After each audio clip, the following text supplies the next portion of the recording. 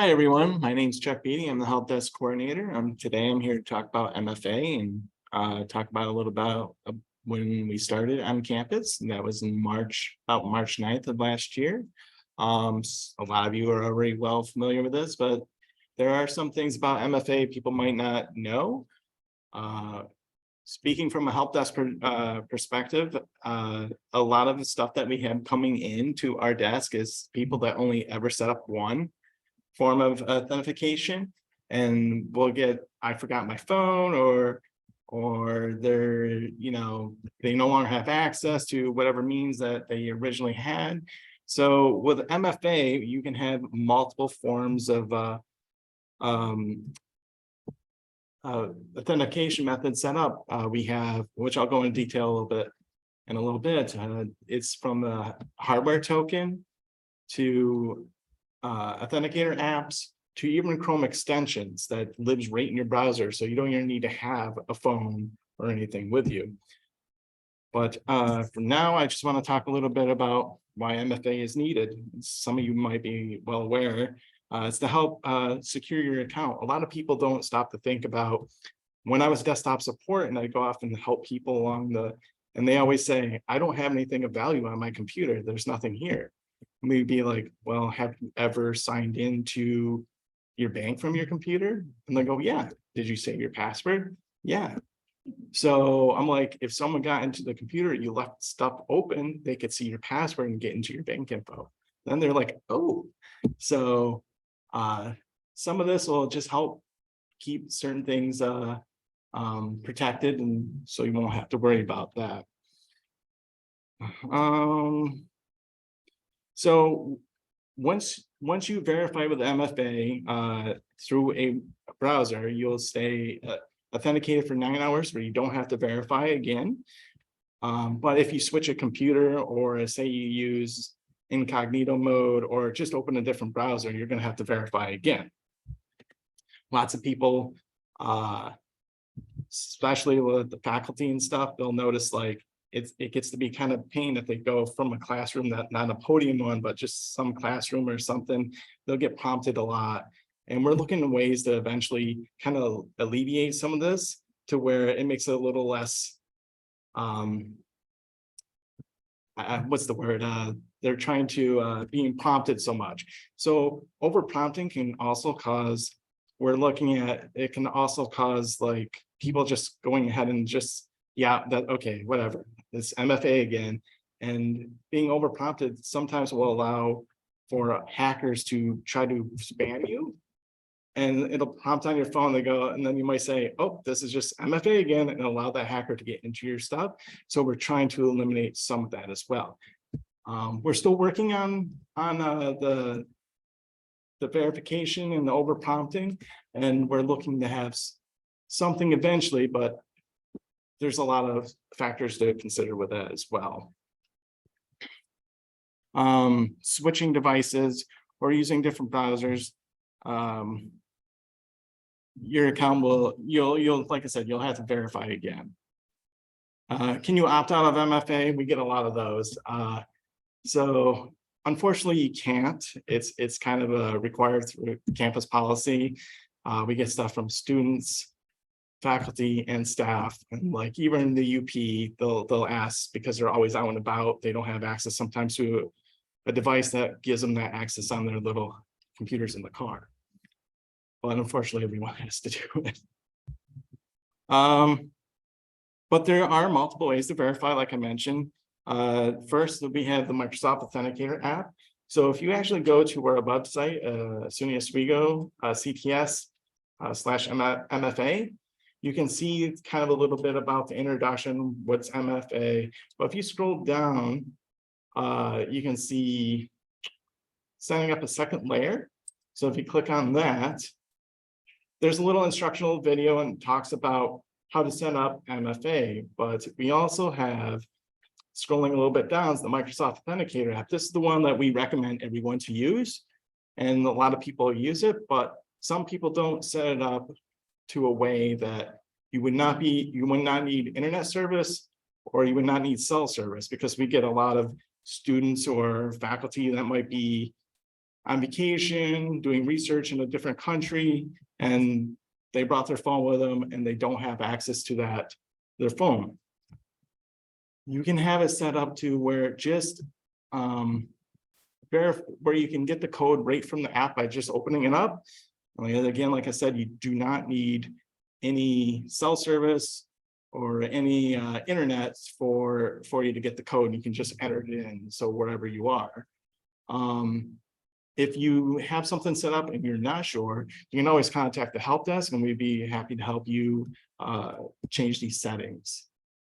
The other ones that we have that you can do, a lot of people do when they set this up, is biometrics, which is a face reader or fingerprint scanner. So you might not even think about when you pick up your phone, it reads your face and it just signs you in and verifies you.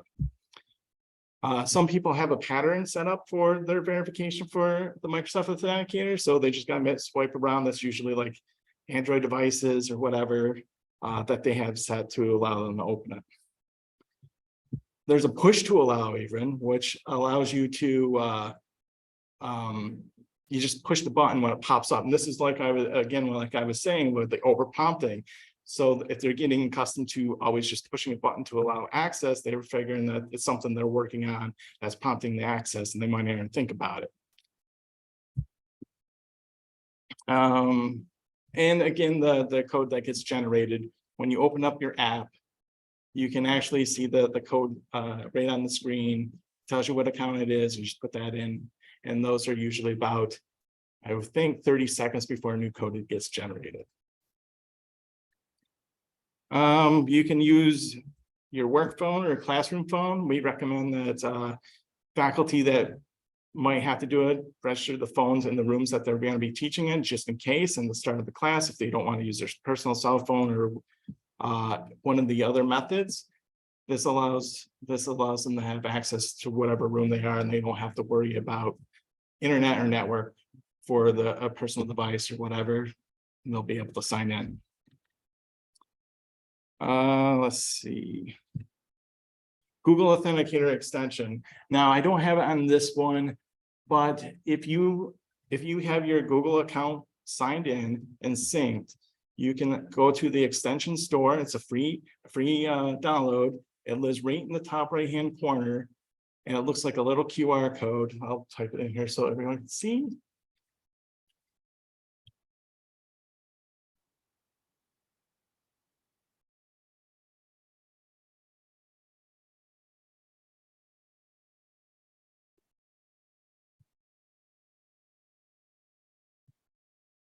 Okay, so this is the extension that we install. I actually personally prefer this one because you don't need to have your phone out. This will follow you to whatever computer you sign into Google Chrome with, and you just click on it and it automatically generates the code, copies it, and you just right click and paste in and you verify. It takes seconds. Let's see. Some people do their personal cell and text message, but some people do not like to use those, just for the fact, like, depending on their plans, they might have to pay as you use your phone, pay the text, depending on whatever service they have. And I agree that it can be, I don't want to have the extra charges if I don't need it to verify every time I go to use a computer or whatever. And then the other one is with a personal phone and work phones as well, is if you can have the call to your cell or work phone, and it just tells you press the pound key to verify. And that's pretty easy, straightforward. The multi-factor authenticator hardware token is you can go to our ServiceNow page, which I'll show you here.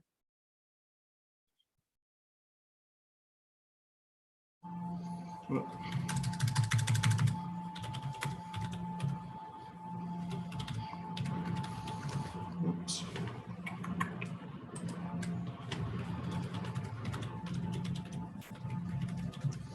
Okay, so if you scroll down on our Campus Technology Services page, go to Self-Service Portal.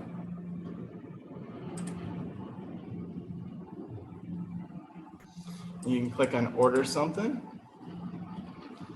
And then employee services, I believe it's under, I'll just type in hardware. You type in the hardware up here. And it's right here, the multi-factor authenticator hardware token. Now there is a $25 cost, but it can, if your department pays for it, you don't have to worry about it. This is one of the reasons why we do recommend using the Microsoft Authenticator app, because it's free to get, or any actual authenticator app, as long as it's like Google, Duo. There's so many, you can use whatever you want. We just recommend the Microsoft one. So you just fill this out, and the process doesn't take overly long time. So once the payment goes through, the tickets get created to the account support team. They'll put the numbers in, and then we get notified at the help desk, and we set up a time with you, and then you can just come to the help desk and we show you how that you push the button. One thing I will say with the hardware token, you get 60 seconds before a code. You would need a code to regenerate again, and that all it does is you take and push the button again, and it generates a new code. We gave out, I think, probably like 6 of those so far. So some people are using them, and you can only use these for this. You can't use it with other MFA accounts you might have. So it's a one-time, one-use hardware token. Let's see. And a lot of questions we get is like, can I use more than one authenticator method? And yes, we highly recommend at least 2, because that way, as I was saying, like within one of these methods here, you would choose, like, say, I'm going to use the Microsoft Authenticator app and the Google Chrome extension. So now you have 2. So if you forgot your phone, you can always go back and use a different one to get in, and you don't have to worry about being locked out. And especially depending on the time of day, because our help desk hours are only open to 7 on during normal semester times, and during summer hours, we're only open to 4:30. So sometimes people call after hours in a panic, trying to get into doing either their work or getting something for the class ready, and they can't get in. But if you were happen to contact the help desk and to get asked, like you had no access to any of this for some reason, you forgot something, we can put you in a temporary exclude folder, which you'd be, this is per work day. So if you call this on a Friday and say, I need to be excluded just for the day, you would be excluded until Monday of the following business day. So this will allow you to get in as well. So people might already use that, but it's nice to know that if you are kind of locked out, you will be excluded until whatever means. Or say your phone broke and you're like, wow, it's going to be a week before I can get my phone repaired. Is there something we can do? We actually have an extended exclusion folder we call special cases, that lets us know that if you're in this thing, that to keep you in there until we hear back from you and you can get back into your account. And I actually was planning on having people to help if they had wanted some extra methods. So this is the part where I would have been like, does anyone need any additional help or setting up something else? Or is there any other questions? Is there any questions? I have a question. Sure. I apologize, I missed the first couple minutes of this. So did you say we can use other authentication methods like the Duo app? Yes. So we get people say, well, I use an authenticator. I use either Google, Duo, or Authy is another one. And they go, I prefer that because I already got a lot of my stuff in there. I don't want to download another thing on my phone. Yeah, It's well, I have the Duo app, which I have to use for other websites. Mhm. And quite frankly, it's much less cumbersome than the Microsoft Authenticator. So how Mhm. do I get it set up? So if you go, let me take back here. So in here, if you go to, I'll type in the back end. So if you go to oswego.edu/CTS/MFA, Mhm, that'll bring you to our multi-factor authentication page. So right? if you scroll down just a little ways, you will see setting up a second layer. So you Okay. click that link, and it's right here. If you click this, sign in with your credentials, you will have to verify because you're trying to change the security of your account with MFA first to get into it. But you can set up another method and you can choose Authenticator app. I won't be able to do that because I need a security key for mine, because I have mine as a physical key. But if you need further assistance with that, you can always contact the help desk, and two of my staff members are in office right now. They can assist you if you need further help with that. And the Okay, number, yeah, that would be huge for me because I realize this is only my second semester here coming up. And you know, Duo sends me a push, I click a button and I go about my day. This Authenticator app, when I have to log into my home laptop, my desk, my office laptop, and then 3 different classrooms, right. you know, it's quite cumbersome. I totally agree. And this is one of the things I was mentioning with, like, for me, because I go around a lot of times and help certain people or give little things elsewhere. As long as I sign into my Google account, I even use the Chrome extension that lives right in the browser. So anytime I sign into Google Chrome, I just click that little button. There's my code. I paste it in. I'm good to go. Hmm. And does that carry across, if you've got sync set up, does that carry across Yes. computers? Because if And I when did that you at sign in, home in the day, I wouldn't have to do it in my office and then every classroom if I. so you would have to verify on each new computer, but as long as you're signed into Google Chrome, that extension follows you everywhere. So you can just click that. We won't have to take out your phone. You don't have to fiddle around with any other thing. You're already signed into your account. Click it, boom, there's your code. That might even be a faster way, especially like I Yeah. say, on a day when I'm teaching, I'm logging into at least 5 different computers. Yes, and like that is my preferred method. And I know there's a couple other people within CTS that prefers that method as well. And which extension is that? I will bring back to that, show you. So if you type in the browser, Google Chrome Authenticator extension, it's literally the top one in a Google search, and the extension looks like this. But I will say it can be, it looks confusing to set up, but it really isn't. It takes like a minute or two after you open up your account from what I mentioned here. I'll bring it back to that page. So when you sign in here, you can click that you're going to use an app to do this, and which then you would set this up, and you'll be able to generate the code that the other site needed. This one here. Well, I can't sign up from here, but after signing in here, you just go through there and set that up and put in the key that it generates, and then it syncs that up together. So that way, again, you will be able to follow around. And I actually recommend the easiest way to do that is really to contact the help desk, and we can set that up for you in a minute or two. Okay. So for each additional thing, like if I set up Duo and I want to do this Chrome extension, I need to come back to this CTS/MFA page and enable it also. Yeah, you would have to just go into the Azure, what's called Microsoft Azure. And after you're signed in here, you'll see all the little options. You can get up to 5 different forms of authentication methods that you can put on your account. So you can do a work phone, a cell phone, 3 different apps if you want. Gotcha. Okay, that's good to know. I was always hoping.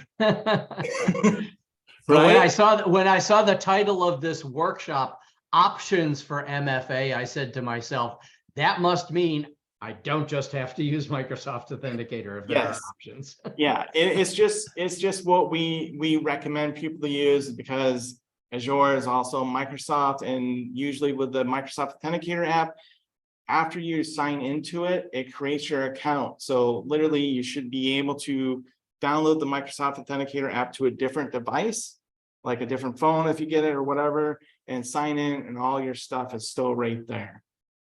Mhm. Okay, good. Thank you. Yes. Any other questions?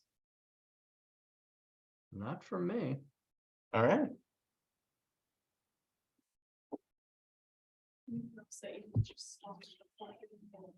All right. There's no other questions.